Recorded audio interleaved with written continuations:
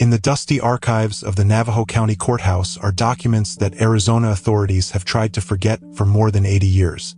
These yellowed pages tell the story of Thomas and Evelyn Baker, a married couple from Kansas City who vanished without a trace while traveling along a desolate highway between Santa Fe and Winslow in the summer of 1940. Today, as the sun beats mercilessly down on this very road, it's hard to imagine that a tragedy unfolded here, among the lifeless sands and sparse cacti, a tragedy that remained unsolved for almost half a century. Recently discovered diary entries, police reports, and witness testimonies finally allow us to piece together the chain of events leading to their disappearance and the subsequent discovery of their remains in 1984. This channel isn't for everyone, but if you're staying with us, prepare to hear a story that changes the perception of the Arizona desert as a place of serene solitude. The summer of 1940 was particularly hot for the southwestern United States. Thermometers soared to record temperatures, and the rains that could have brought much-needed relief hadn't fallen for over 3 months. Despite this, tourism in the region continued to thrive. Americans, weary from the effects of the Great Depression and anxious about news of the war in Europe, sought refuge in traveling across their own country. Arizona, with its majestic canyons, Native American reservations, and vast desert landscapes, attracted thousands of tourists monthly. According to records in the Desert Rose Motel's registration book in Santa Fe, Thomas and Evelyn Baker arrived there on July 17, 1940. Thomas, a 40-year-old owner of a small hardware store in Kansas City, and his 40-year-old wife Evelyn, a schoolteacher, were celebrating their 15th wedding anniversary. In the witness testimony of motel clerk Raymond Martinez, it is indicated that the couple planned to spend 3 days in Santa Fe, after which they would head to the Grand Canyon via Winslow. They were so happy. They looked like newlyweds, despite their age, recalled Martinez in his statement to the police made on July 28, 1940. Mr. Baker was particularly interested in local attractions and inquired about the most scenic routes. In a letter sent to her sister Margaret on July 18th, Evelyn wrote, "Santa Fe has exceeded all our expectations. The architecture here seems to come from another world, and the local cuisine is so spicy that Tom drank a whole pitcher of water after dinner. Tomorrow we'll visit the local market and then we'll move on. Tom is a little worried about the condition of our car in this heat, but the mechanic in Albuquerque assured us that everything is fine. I can't wait to see the Grand Canyon. Sending you and the children my love." This was the last known communication from Evelyn Baker. Between Santa Fe and Winslow lay almost 500 kilometers of desert terrain, intersected by a sparse network of roads, many of which were unpaved. In 1940, this journey usually took about 8 hours in ideal conditions. According to meteorological records, on July 20th, when the Bakers supposedly set out, the temperature reached 42 degrees Celsius.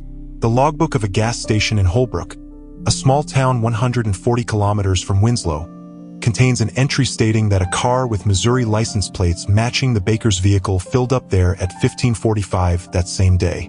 A man and a woman, both middle-aged, well-dressed but looking tired from the heat, wrote the gas station owner, Joseph Reed, in his logbook. Their 1938 Buick was covered in a layer of dust. The man complained about a strange sound in the engine and asked if there was a mechanic nearby. I directed them to Harry Wilson on the west side of town, but I'm not sure if they made it to him. They paid $1.85 cash for 5 gallons of gasoline. According to police reports found in the archives of the Navajo County Sheriff's Office, Harry Wilson, a local mechanic, never saw the Bakers or their car after the couple failed to arrive at the Arizona Motel in Winslow, where they had a room booked for the evening of July 20th, and did not contact their relatives within the following week. Their son, Robert Baker, reported his parents missing on July 28, 1940. The initial investigation, conducted by the Navajo County Sheriff's Department and the Arizona State Police, proved fruitless. Despite extensive searches along the highway between Holbrook and Winslow, no trace of the Bakers or their car was found. The official report by Sheriff William Hargrove, dated August 12, 1947, states, "Having exhausted all possible leads and conducted a thorough search of an area spanning 60 miles, we are forced to suspend the active phase of the investigation. Possible scenarios include a deliberate disappearance, although this seems unlikely given the impeccable reputation of the Baker couple, a car accident in a remote area that was not covered by the searches, or a robbery with a violent outcome. However, according to recently discovered entries from Sheriff Hargrove's personal diary, he had other suspicions that were not included in the official report. Received information from Joby Begay, a Navajo man working at the Peterson Ranch, Hargrove wrote on August 5, 1944, claims he saw a car resembling the Baker's vehicle turning off the main road onto an old trading path about 30 miles west of Holbrook. Says he noticed a man driving and a passenger, but not sure if it was a second man or a woman. Strangely, Begay insists he saw the same car the next day, returning to the main road, but with only one person driving. Need to check this area, although most of the path goes through quicksand and gullies, making the search extremely dangerous this time of year. What happened to Thomas and Evelyn Baker after they left the gas station in Holbrook remained a mystery for decades. Their case gradually became a cold case, one of many disappearances that periodically occurred in the desert regions of the Southwest in an era before modern communication and navigation systems. Robert Baker, the only son of Thomas and Evelyn, never gave up trying to find his parents. According to an interview published in the Kansas City Star on July 20, 1950, exactly 10 years after their disappearance, he returned to Arizona annually to conduct his own searches and spread information about his missing parents. "I can't accept that they simply vanished," said Robert, by then a 35-year-old civil engineer. "There are answers somewhere, and I intend to find them, even if it takes my whole life." In the same interview, Robert mentioned a theory that began to form after talking to local residents. "Several people, independently of each other, told me about a gang of robbers operating on the roads of Arizona and New Mexico in the late 1930s and early 1940s. They specialized in targeting tourists, especially wealthy middle-aged couples. Usually, one of the bandits would pretend to be a motorist in distress, and when the good-hearted travelers stopped to help, the other members of the gang would attack them. This theory received some confirmation in FBI archival documents declassified in 1975. According to these documents, between 1938 and 1942, a criminal group of 3 or 4 people, led by a certain Frank Soapy Donovan, a former mechanic from Tucson, did indeed operate in the area between Albuquerque and Flagstaff. The group was implicated in at least 7 robberies and 3 murders, although no evidence of their involvement in the Baker's disappearance was found. Interestingly, police reports from that period contain mentions of finding items that may have belonged to the missing couple. On September 15, 1940, about 2 months after the Bakers disappeared, a Sitgreaves National Forest ranger, Paul Dennison, found a woman's glove and broken sunglasses at the bottom of a gully about 40 kilometers west of Holbrook. The items were partially covered in sand and looked relatively new, Dennison noted in his report. "I didn't think much of it until I saw a description of the missing couple in the local newspaper. The glasses matched the description of those worn by Mrs. Baker. However, subsequent searches in the area yielded no additional clues, and the connection between the found items and the missing Bakers was not officially established. The case continued to remain a mystery, gradually fading from public attention as new tragedies and disappearances made headlines. Before we continue with this unsettling tale, I'd like to ask what state you're listening from right now. Leave a comment and share your theory about what might have happened to the Baker couple on that hot July day in 1940. In the post-war years, the region between Santa Fe and Winslow underwent significant changes. The construction of interstate highways, the development of tourist infrastructure, and the expansion of settlements transformed the once isolated desert territories. However, remote sections of the old highway and ancient trade routes remained virtually untouched, preserving their secrets beneath layers of sand and time. Robert Baker continued his annual searches until 1962, when his own health began to deteriorate. In his last interview with local radio station Kino in Winslow on July 18, 1962, he expressed his disappointment that the mystery of his parents' disappearance would likely never be solved. 22 years of searching, and I'm no closer to the truth than I was on the first day. I've spent over $30,000 on private detectives, search parties, and advertisements. I've examined every trail, every gully, every cave within a 50-mile radius of their last known location. The only thing that comforts me is that, wherever they are, they're together. Robert Baker passed away in 1978 without ever knowing what happened to his parents. After his death, the case of Thomas and Evelyn Baker's disappearance was finally classified as cold and virtually forgotten by everyone except a few historians, forensic scientists, and local residents for whom the story had become part of regional folklore. However, fate would have it that the mystery was eventually solved, in the most unexpected way. The summer of 1984 was unusually dry for Arizona, even by the standards of this desert state. According to meteorological records, less than 10% of the average rainfall fell between April and August. This led to the drying up of many seasonal bodies of water and the exposure of areas of land that were usually hidden beneath water or wet sand. On June 23, 1984, two geology students from the University of Arizona, Susan Ramirez and Janet Holt, were conducting field research in the area of an ancient riverbed, about 45 kilometers west of Holbrook. In their report to the police, they described the subsequent events. So, we went down into the dry streambed to take sediment samples for our research project. The bottom of the streambed was covered in cracked clay and damp sand. In one place, where the streambed made a sharp turn, we noticed something metallic glinting in the sun. At first, we thought it was just a tin can or some modern trash, but when we started digging, we discovered it was a chrome car door handle. Intrigued by the find, Ramirez and Holt continued digging and soon discovered part of a car door buried in the hardened sand. Realizing the potential significance of the find, they stopped digging and reported their discovery to the Navajo County Sheriff's Office. Sheriff Michael Gray, who had only been in office for his second year, arrived at the scene the next day, along with two deputies and a forensic examiner, Dr. Alan Peterson. In the official investigation report, Sheriff Gray noted, "Upon arrival at the scene, we discovered a partially excavated car, most of which was still under a layer of hardened sand and silt. The visible part corresponded to a fragment of the front right door of a car, presumably an American-made vehicle from the 1930s. The conditions on site were extremely difficult due to the unstable ground, which in some places had the characteristics of quicksand. Full-scale excavations began on June 25th and continued for 5 days. To ensure the safety of the work and prevent further immersion of artifacts in the quicksand, specialists from the Arizona Department of Transportation and the Engineering Department of Northern Arizona University were involved.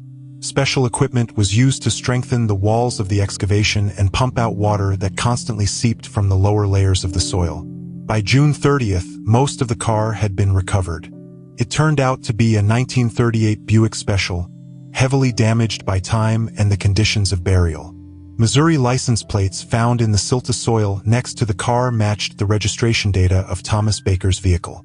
Numerous personal items were found inside and around the car, including a lady's handbag with the driver's license in the name of Evelyn Baker, a man's wallet with Thomas Baker's identification, a camera, a Kodak film cartridge, several coins, and a badly damaged suitcase with clothing. The most significant find was human remains found both inside the car and within a radius of about 10 meters from it. According to Dr. Peterson's report, bones belonging to 2 adults were identified. The condition of the skeletal remains corresponds to a long period of being subjected to periodic flooding and drying, the report stated. The bones are partially mineralized and show characteristic signs of exposure to sand and flowing water. Based on preliminary analysis, it can be stated that the remains belong to a middle-aged man and woman. Subsequent analysis of dental records and jewelry found among the remains, including a wedding ring engraved with the initials TB and EB, confirmed that the remains discovered belonged to Thomas and Evelyn Baker. But how did their car end up buried in the quicksand, far from the main road? An examination of the scene and the car allowed investigators to reconstruct the probable sequence of events on that fateful night of July 20th, 1940. According to a technical report compiled by automotive expert Richard Coulter on July 12, 1984, the right front tire of the Buick showed signs of a puncture. The nature of the tire damage indicates that the vehicle continued to move for some time after the puncture, which led to the complete destruction of the rubber and damage to the wheel rim itself. This is consistent with the scenario in which the driver, faced with a flat tire in a remote area, tried to reach the nearest settlement or point of assistance. A geological survey of the site where the car was found, conducted by Dr. Elizabeth Harris of the University of Arizona, revealed that the area was a so-called quicksand trap. This area is characterized by a special geological phenomenon. Dr. Harris wrote in her report dated July 20th, 1984, "Beneath a thin layer of solid ground lies water-saturated sand, creating conditions for the formation of quicksand. In 1940, especially after a long dry period, the surface may have looked perfectly safe, revealing no danger hidden just a few centimeters below." Based on the evidence gathered, Sheriff Gray and his team reconstructed the most likely scenario of the tragedy. After the Bakers left the gas station in Holbrook, they likely encountered a flat tire. Instead of stopping in the open countryside in the heat of the day, Thomas Baker decided to continue driving, hoping to reach a more suitable place to change the tire or to find help. Perhaps following the advice of a local resident or trying to find a shortcut, the Bakers turned onto the old trading path, which at that time was still sometimes used as an alternate route. When their car, with its damaged tire, reached the section with quicksand, the heavy machine began to sink. Judging by the position of the remains and the condition of the car, Thomas and Evelyn tried to get out of the sinking Buick, but were also drawn into the quicksand. This scenario is consistent with the testimony of Joby Begay, who claimed that he saw a car turning onto the old path. However, his claim that he saw the same car the next day with only one person driving remains unexplained. Perhaps it was a completely different car. Or, as some researchers suggest, Begay did see the Bakers' car, but with a different person behind the wheel, which could indicate the involvement of third parties in their disappearance. The theory of robbery also received some confirmation during the investigation of the scene. There was no cash found in Thomas Baker's wallet, although the checkbook and credit cards were untouched. Jewelry that Evelyn usually wore in a special compartment of her purse, according to relatives, was missing from her handbag. In addition, the suitcase in the trunk looked as if its contents had been hastily searched. It cannot be ruled out that the Bakers were victims of a robbery before their car ended up in the quicksand. Sheriff Gray noted in the final report on the case, the criminals could have taken advantage of their vulnerable position due to the flat tire, robbed them, and left them in a dangerous situation, not necessarily intending to cause their death, but without taking any action to help them. However, conclusive evidence of the involvement of criminals in the Bakers' tragedy was not found. An alternative theory suggests that the couple themselves were trapped in the quicksand, and that some passerby, discovering the already deceased Bakers or their sinking car, may have taken valuables without reporting the incident to the authorities. Officially, the case of Thomas and Evelyn Baker's disappearance was closed on August 15, 1984. Their remains were handed over to Evelyn's niece, Margaret Wilson, the only remaining close relative at that time, and buried in Forest Hill Cemetery in Kansas City on August 28, 1984, 44 years and 39 days after their disappearance. The story of the Baker couple had significant consequences for the practice of searching for missing persons in the region. In 1985, the Arizona Department of Public Safety, in conjunction with police departments from neighboring states, developed a new protocol for searching for missing persons in desert areas, called the Baker Protocol. This document established standard procedures for systematic searching, including the use of aerial photography, thermal imagers, and specially trained dogs, as well as the creation of a database of potentially dangerous geological formations, including areas with quicksand.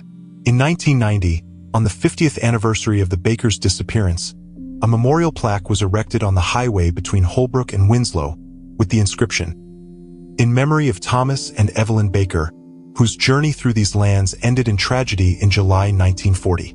Their story reminds us of the unpredictable power of nature, and that some mysteries are revealed only with time." In the archives of the Navajo County Sheriff's Department, there is a thick file with materials from the Baker case. In 2019, as part of a program to digitize historical documents, the contents of this file were scanned and made available to researchers.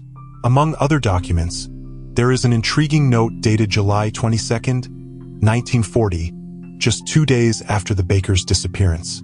This is a report from a sheriff's deputy, James Kowalski, in which he reports a strange phone call to the station at approximately 22:15.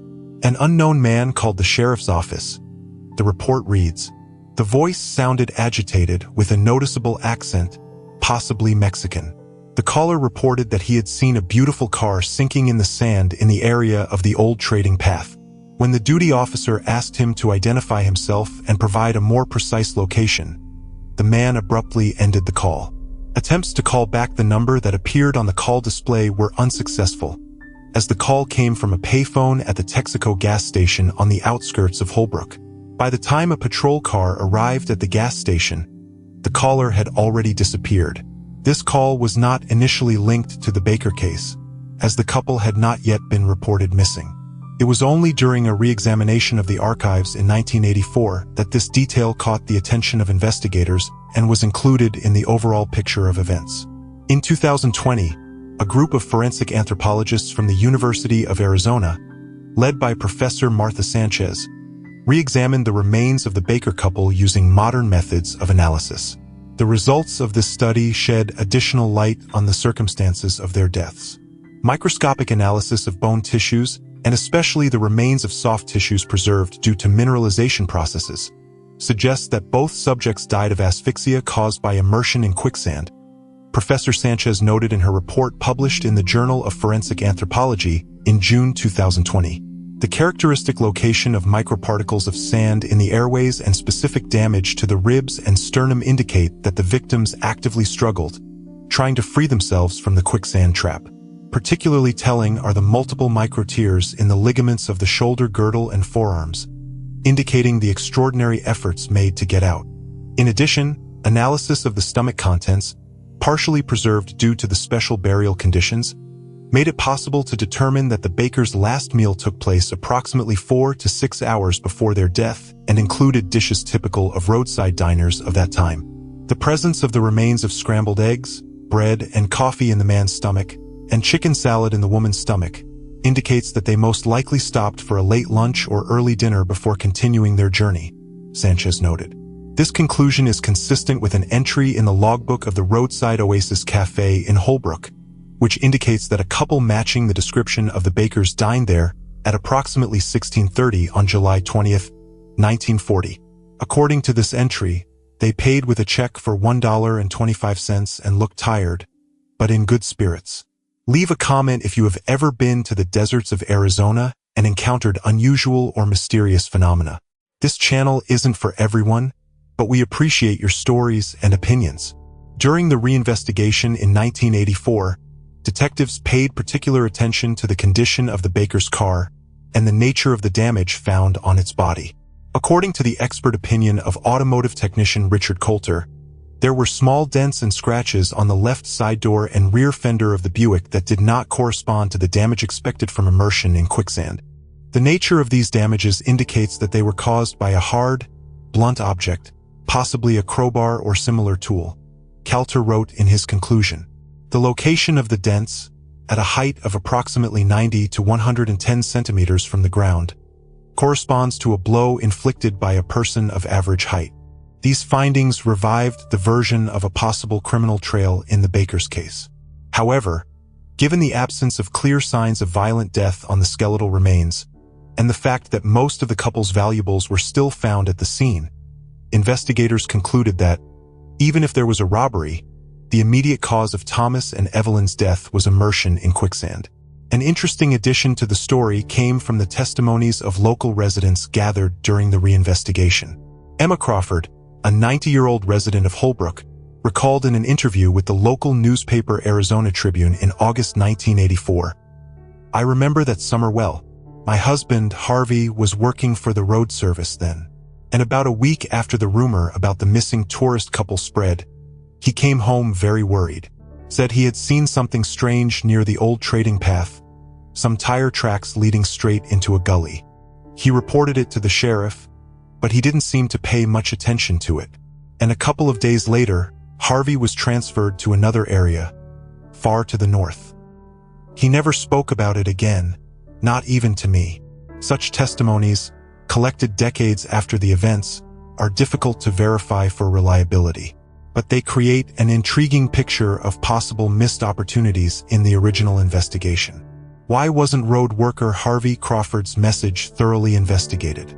Was he really transferred to another section by chance, or was it related to his observations? These questions remain unanswered.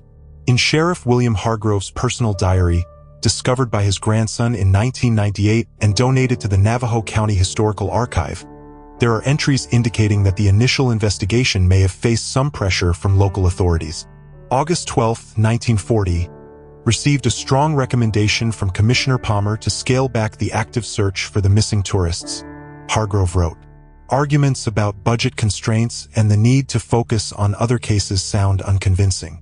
Palmer, clearly concerned about the negative impact of the story on tourism, mentioned that his brother had recently invested heavily in building a motel in Winslow.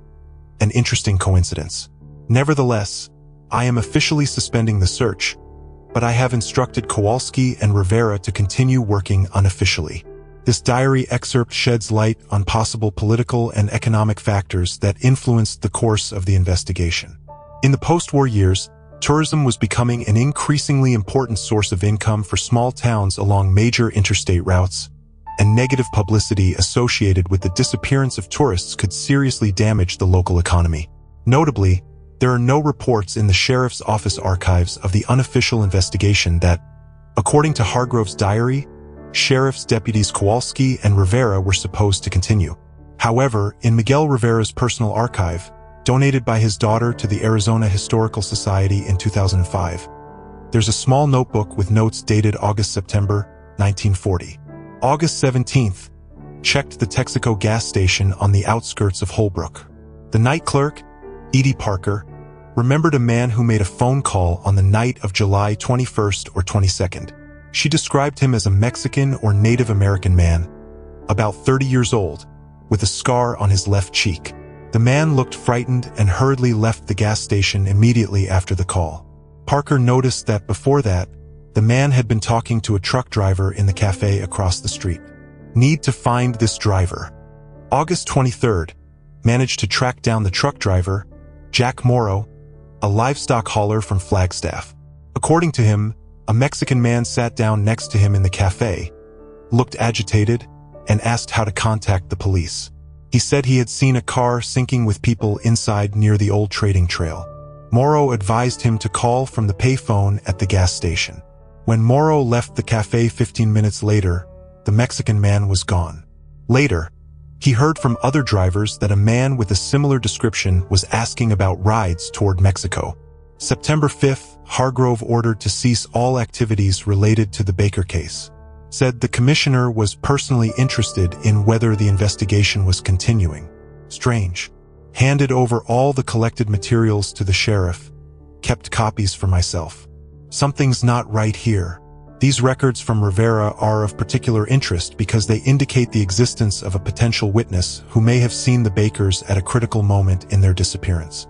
The identity of this Mexican or Native American man with a scar on his cheek was never established, despite attempts to identify him during the 1984 reinvestigation. Dr. Richard Thompson, a criminologist and historian from the University of Arizona specializing in unsolved crimes in the southwestern United States, in his 2010 book, Forgotten Mysteries of the Desert, proposed several possible scenarios explaining the Bakers' disappearance and subsequent events.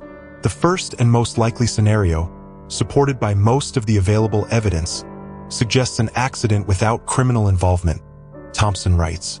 Faced with a flat tire in a remote area, the Bakers, perhaps on the advice of a local resident, decided to use an old trail as a shortcut. Their heavy car got stuck in a quicksand area and began to sink. Trying to escape, the couple also fell victim to the quicksand. A passerby, possibly the Mexican man with the scar, discovered the tragedy, but, fearing problems with the authorities due to his likely illegal status, limited himself to an anonymous call to the police.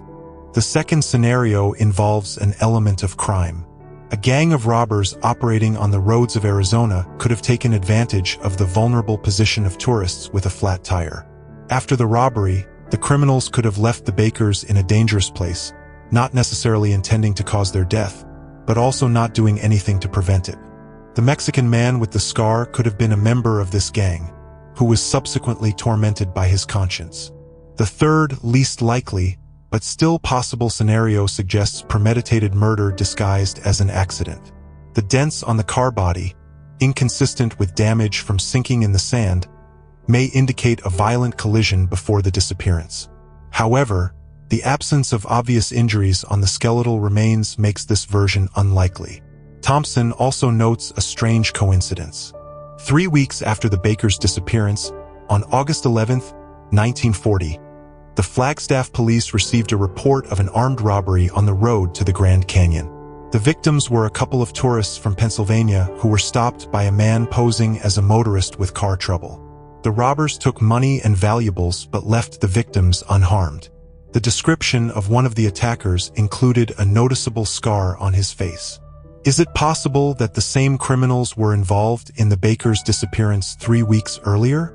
And if so, was the death of Thomas and Evelyn the result of a failed robbery that went wrong? We will never know for sure, but these coincidences make you wonder, Thompson concludes. After the final closure of the Baker case in 1984, it acquired the status of a historical mystery studied by criminologists, historians, and geologists. The fate of the married couple from Kansas City has been the subject of several documentaries, including a special episode of the PBS program Unsolved Mysteries of America in 1992, and an episode of the Disappeared series on the History Channel in 2008. In 2017, as part of the reconstruction of a section of highway between Holbrook and Winslow, workers discovered a small metal container buried at the base of an old road sign. Inside was a leather wallet with a driver's license in the name of Robert Baker, son of Thomas and Evelyn, dated 1977, and a handwritten note. I have spent 37 years searching here. Now I know that I will never find the answers, but part of me will forever remain in this desert, like my parents. Robert Baker, July 18, 1977. This final touch to the Baker story adds a special emotional depth to the tragedy that occurred in 1940. It reminds us that behind every unsolved case, there are not only victims, but also their loved ones, for whom uncertainty can become a lifelong burden. Before we finish this disturbing story, I would like to ask what you think happened to the Bakers on that fateful day in 1940. Was it just an accident, or something more sinister? Leave your theory in the comments. The quicksand of the Arizona desert keeps its secrets tight. Sometimes it takes decades to reveal them, as in the case of Thomas and Evelyn Baker. In other cases, the truth may remain hidden, forever buried beneath layers of time and sand. The next time you drive along the desert highway between Santa Fe and Winslow, look at the vast expanses outside the car window and think about how many more untold stories are hidden in this harsh but beautiful landscape. And remember that sometimes the most dangerous trap can look like an ordinary road leading nowhere. In memory of Thomas and Evelyn Baker, 1795 to 1940.